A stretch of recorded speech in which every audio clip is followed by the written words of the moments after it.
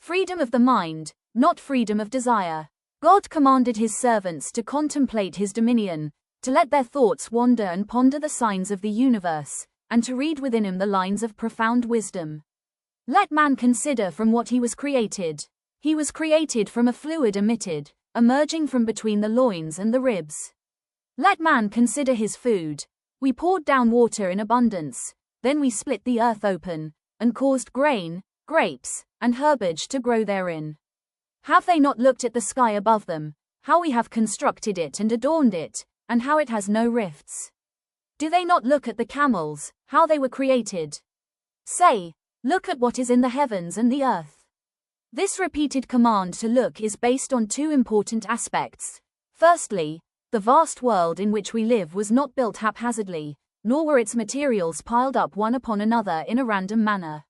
No, God, may his glory be exalted, perfected everything he created, and brought into existence what we see and what we do not see, according to precise systems and laws. He made the movements and stillness of the universe governed within a framework that is not subject to randomness or flaw. The wind cannot lift a leaf in the air without its rise and fall being governed by a law. No object is thrown into water without its sinking and floating being governed by a law. No plant sprouts from the earth without its taste, color, and fruit being measured. And in this regard, God Almighty says, "And the earth we have spread out and placed therein firmly set mountains and caused to grow therein all things in due proportion." And he says, "And there is not a thing but that with us are its depositories, and we do not send it down except according to a known measure." And he says, "Indeed, we have created everything in precise measure." Then he reveals to us in his glorious book that there is nothing in the earth and the heavens except that it was created in conjunction with truth and intertwined with its meaning.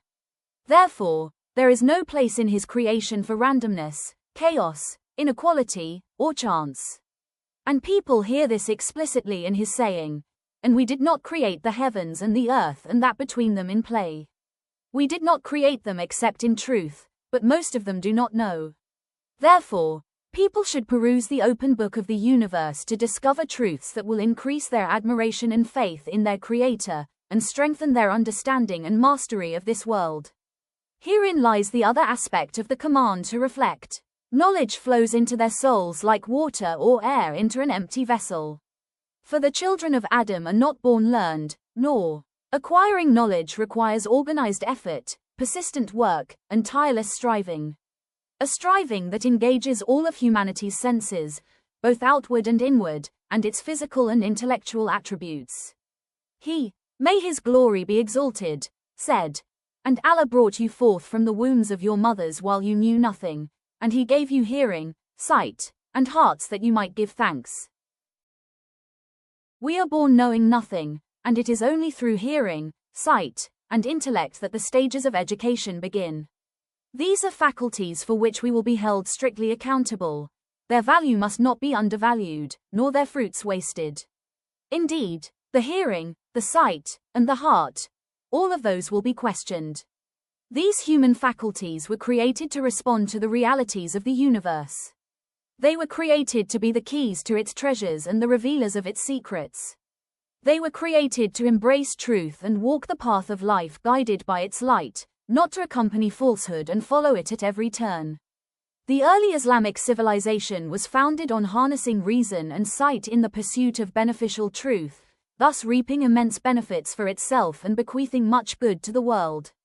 And has science in its institutions during recent times progressed except through what it borrowed from the early Arabs in terms of methods of thought and inquiry?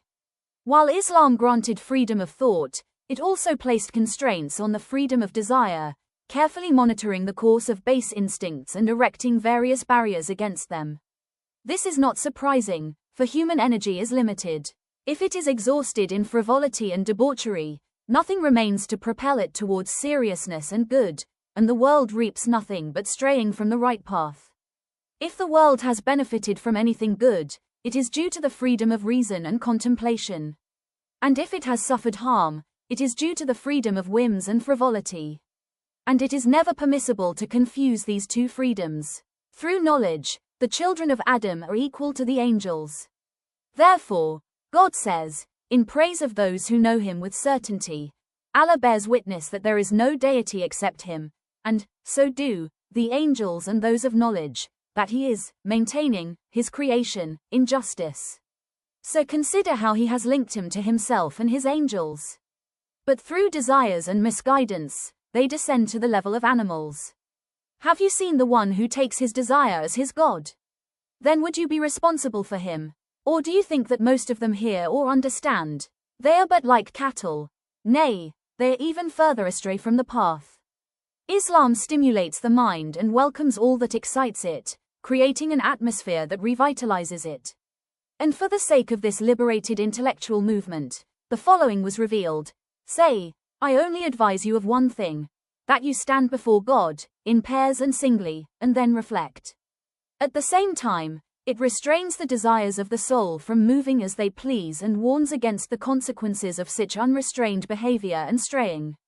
But as for him who transgresses and prefers the life of this world, then indeed, hell is the abode. Therefore, advocates of freedom must distinguish between the two, and differentiate between the two approaches.